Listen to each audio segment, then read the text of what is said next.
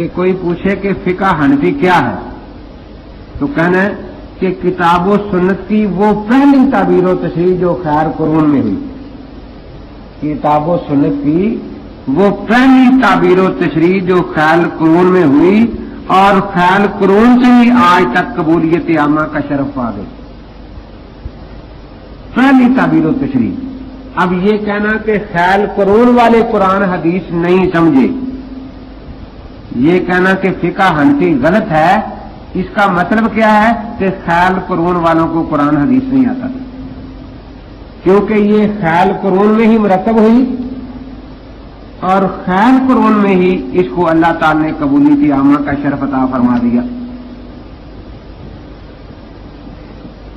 ابھی کچھ طالب علم حیرانی سے دیکھ رہے ہیں کہ کیسی باتیں ہیں۔ مزید سمجھانے کے لیے ایک آپ سے سوال پوچھتا ہوں کہ یہ کون سی صدی ہے؟ 15ویں ہے نا؟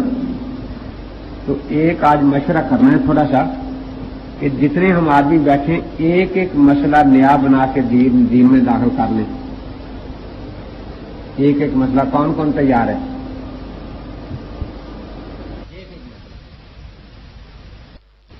تیار ہیں آپ؟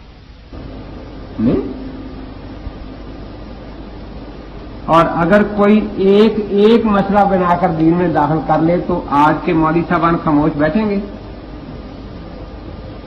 نہیں بیٹھیں گے نا۔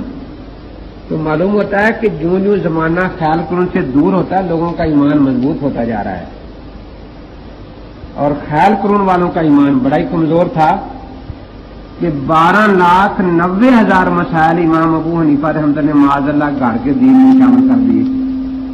آج میں محنت کر رہا ہوں کہ ایک ہی کر رہا ہوں اور کوئی تیار نہیں ہو رہا، میرا ساتھ ہی کوئی نہیں دیتا، مولوی صاحبان سے ڈر ہے۔ تو خیال قرون میں 12,90,000 مسائل فقہ کے امام صاحب نے معاذ اللہ گھڑ کر دین میں شامل کر دیے اور کوئی آواز ان کے خلاف نہیں اٹھی۔ تو کیا پھر خیال قرون والوں کا ایمان مضبوط ہوا ہم سے یا کمزور ہوا؟ مضبوط ہے کہ اتنے مسائل تسلیم کر گئے جو بے دلیل تھے، اور ہمارا پھر کمزور ایمان ہی ان سے اچھا ہے کہ ہم ایک مسئلہ بھی ایسا تسلیم کرنے کو تیار نہیں ہے۔ تو فقہ حنفی کیا ہے؟ کتاب و سنت کی وہ پہلی تعبیر و تشریح جو خیال قرون میں ہوئی، مرتب ہوئی، اور خیال قرون میں ہی اللہ تعالیٰ نے اس کو شرف قبولیت عطا فرما دیا۔ یہ شرف قبولیت جو لفظ ہے اسی کو آپ کے اصول کی اصطلاح میں کیا کہتے ہیں؟ تلقی بالقبول، تلقی بالقبول۔ اور حضرت کے بعد کوئی نبی تو نہیں آئے گا حضور پاک کے بعد، لیکن اللہ کے ہاں مقبولیت کی دلیل اللہ والوں کے ہاں مقبولیت ہے۔ ان الذین آمنوا وعملوا الصالحات سیجعل لهم الرحمن ودا۔ اور بخاری، مسلم، ترمذی وغیرہ میں وہ حدیث جبریل مشہور ہے کہ اللہ تعالیٰ جب کسی سے راضی ہوتے ہیں تو جبریل علیہ السلام سے فرماتے ہیں کہ آسمانوں پر منادی کر دو، اعلان کر دو کہ فلاں سے اللہ راضی ہے۔ پھر اس منادی کا اثر زمین پر آتا ہے تو اللہ والوں کے دل اس انسان کی طرف کھنچ جاتے ہیں، عوام کے نہیں، اللہ والوں۔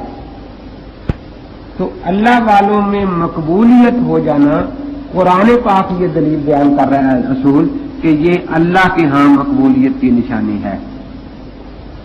اب فقہ حنفی کی طرف کتنے بڑے اولیاء اللہ کے دل کھنچے ہوئے، کتنے بڑے بڑے محدثین اور فقہا، کتنے بڑے بڑے سلاطین اسلام ان کے دل کھنچے ہوئے ہیں، تو یہ ان اللہ مقبولیت کی دلیل ہے۔